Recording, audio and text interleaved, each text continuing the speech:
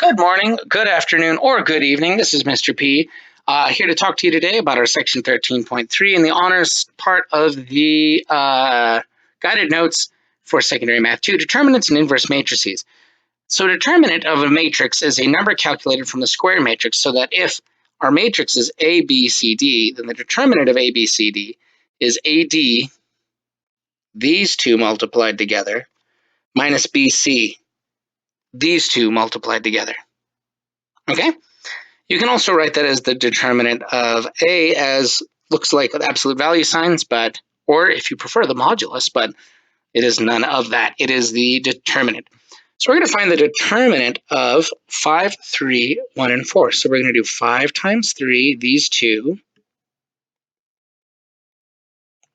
minus these two multiplied, 1 times 4, which is 15, but that's 5 times 3, minus 1 times 4 is 4, which is 11. There's your determinant. So this is the same story.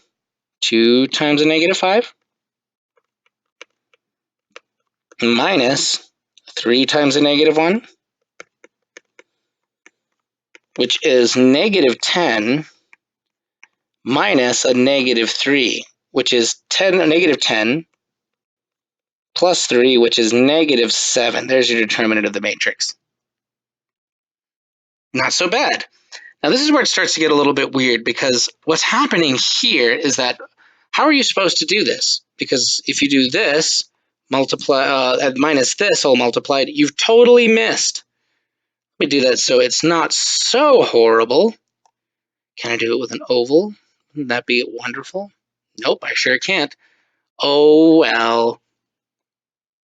If I did these multiplied and I subtracted these multiplied, there's nothing I could, like, you're missing the 1, and the 3, and the 2, which seem like they would be important. That if I change this into like a 0, like that 1 into a 0, it would make a difference.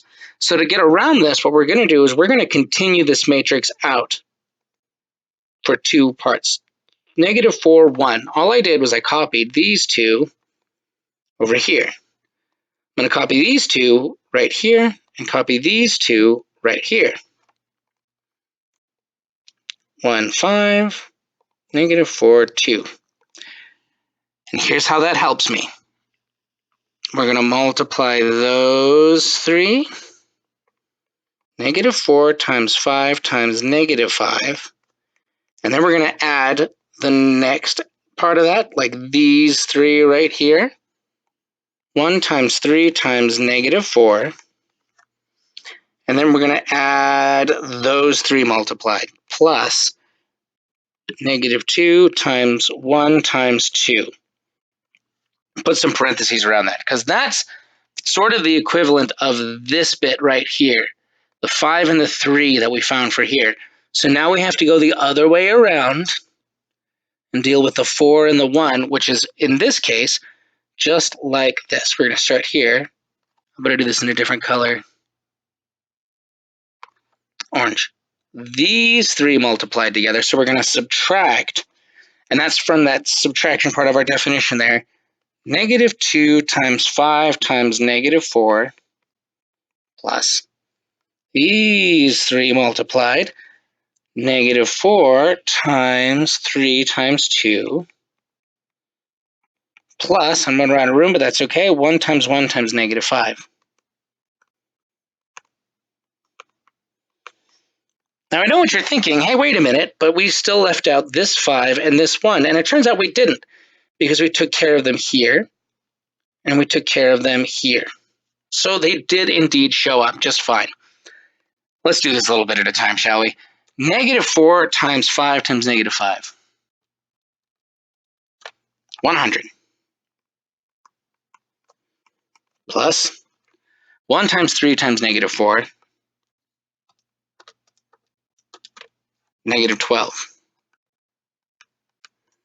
Plus negative 2 times 1 times 2. Negative 4. And we're going to subtract these guys. Negative 2 times 5 times negative 4. 40.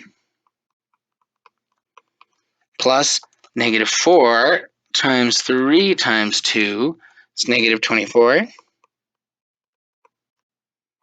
Plus 1 times negative 5 is negative 5. More simplification, please. 100 plus negative 12 plus negative 4. 100 plus negative 12 plus negative 4. 100 plus negative 12 plus negative 4 is 84. Minus, let's simplify that, 40 plus negative 24 plus negative 5 is 11. And finally, 84 minus 11 is 73. 73. Not too shabby. Obnoxious? Yes. Shabby? No.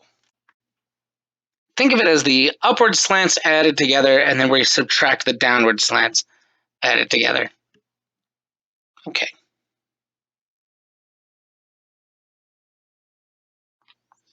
Inverse of a 2 by 2 matrix. The inverse of a matrix A, B, C, D, is sometimes written A to the negative 1, which is 1 over the determinant of A.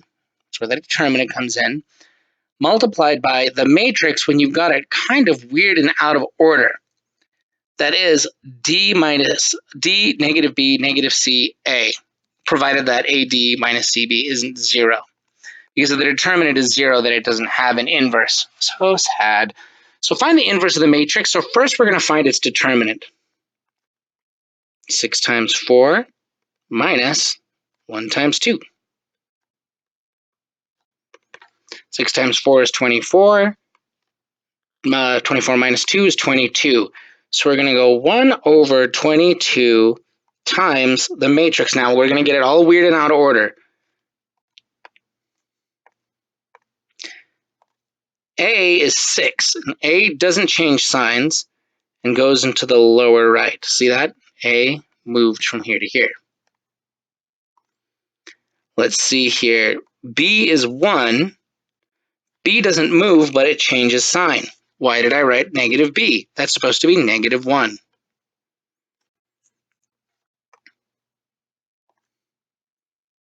C also doesn't change where it is, but it changes its sign. And finally, D changes where it goes, but doesn't change its sign. So 4 is going to go here. And let's actually do that. So this is going to give us 4 over 22, negative 1 over 22, negative 2 over 22, 6 over 22, which if we reduce, which I command it, I can reduce that by 2, which will give me 2/11. That one I can't reduce. Negative 1/22. That one I can reduce by 2. That's negative 1/11. And I can reduce that one by 2 as well. And that's going to be 3/11. Now you might be wondering, what on earth do I care about the inverse of a matrix for? And it turns out what we like about the inverse of a matrix is that if I multiply a matrix by its inverse, I get the identity matrix. That is, if I do A times A inverse, and that winds up being the same thing if I do A inverse times A, it's one of the places where this is commutative, I always get 1, 0, 0, 1, as long as they are 2 by 2 matrices. That's why I care. Now, these have not been cooked up to the point where they're very nice to do, but you're welcome to try it out. So let's start by finding the determinant of this. So we're going to go these two, negative 8, minus 5 times negative 4, which is negative 20.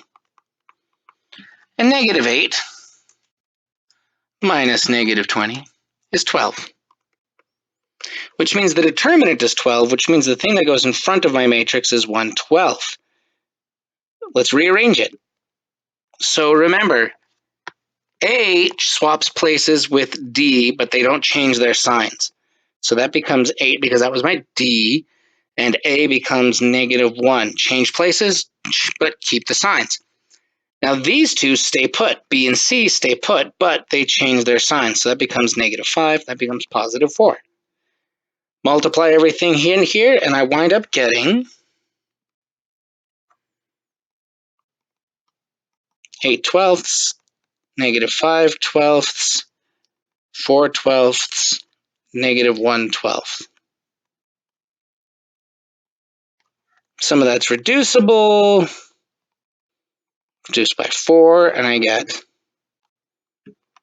2/3. Can't reduce -5/12. 4/12 I can also reduce by 4 to get 1/3. And then -1/12 I can't reduce that either. And there it is. There's my inverse matrix. If I multiply -1, 5, -4, 8 by that, I would get 1, 0, 0, 1. And you're welcome to try it out. Okay, determinant time. 7 times -9 is going to be -63 minus 7 times -9, which is -63. So -63 plus 63 is 0. And now that means there is no determinant. And here's why. Because if I were to try to put that in the denominator, 1 over 0 times, and start the swapping game where I swap these two, and I keep these in their place, but they change signs, is that I now have something that says 1 over 0 times that. And 1 over 0 is not allowed. You are not allowed to divide by 0. So if you get a determinant of 0 for a matrix, all you need to say is there is no inverse. No inverse exists. So sad. There you have it, determinants and inverse matrices. I hope that made sense. If you have any questions, ask your instructor. This is Mr. P signing off, and I hope you have a wonderful rest of your day.